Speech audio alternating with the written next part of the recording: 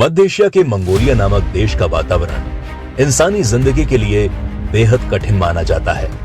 ये बात 1162 में इसी मंगोलिया देश के उत्तरी भाग में बहने वाली ओनोन नदी के किनारे की है। इस नदी के किनारे होलन नाम की एक युवती अपने बच्चे को जन्म देने के लिए जूझ रही थी।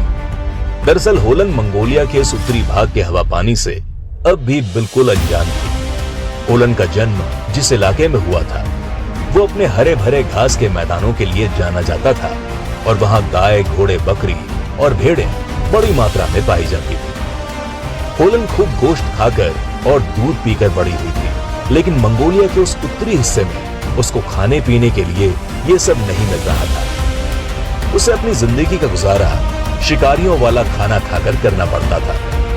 कभी उसे चूहे या चिड़िया खानी पड़ती थी तो कभी कभार उसे मछली या हिरण भी खाने को मिल जाते थे। एक दिन होलन ओनोन नदी के किनारे एक छोटी सी पहाड़ी पर अनजान लोगों से घिरी हुई थी। वो अपने पहले बच्चे के गर्भ के दर्द से जूझ रही थी। होलन के आसपास मौजूद लोग उसके लिए अनजान इसलिए थे क्योंकि बोरोजिन नाम के एक कबीले ने उसका अपहरण कर लिया था। यही बोरोजिन कबीला आगे चलकर मंगोल कबीले के नाम से मशहूर होने वाला था।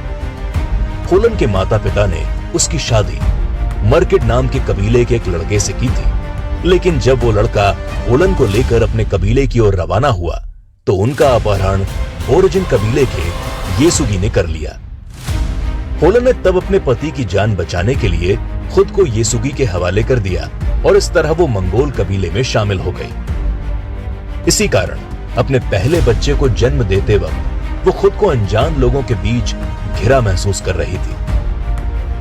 बहुत तकलीफ सहने के बाद आखिरकार जब होलन ने अपने पहले बच्चे एक लड़के को जन्म दिया तो वहां मौजूद लोगों ने यह देखा कि उस बच्चे ने अपने हाथ की एक मुट्ठी में कुछ दबाया हुआ था।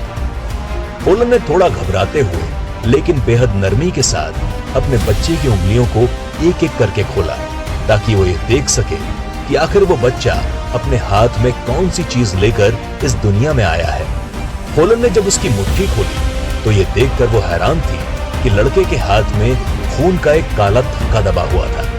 दरअसल उस बच्चे ने अपनी मां के गर्भ में बने खून के थक्के को अपने हाथ में दबा लिया था।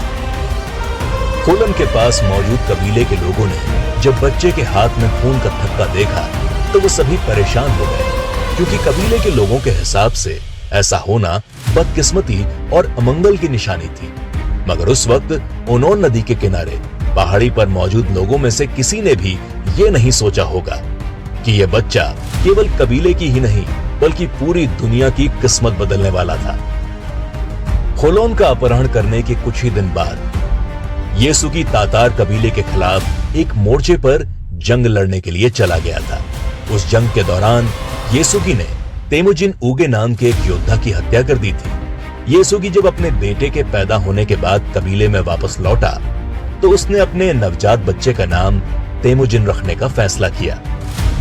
तेमुजिन नाम का यही लड़का आगे चलकर दुनिया भर में चंगेज खान के नाम से मशहूर होने वाला था। चंगेज खान का नाम हम में से ज्यादातर लोगों ने सुना है।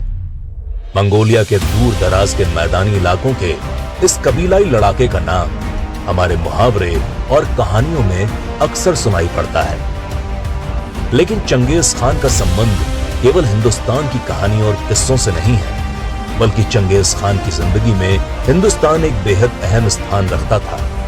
क्या आप जानते हैं कि चंगेज खान ने अपने एक हिंदुस्तानी साथी की मौत को अपना अपमान मानते हुए दुनिया के सबसे खूनी अभियानों में से एक अभियान शुरू किया था?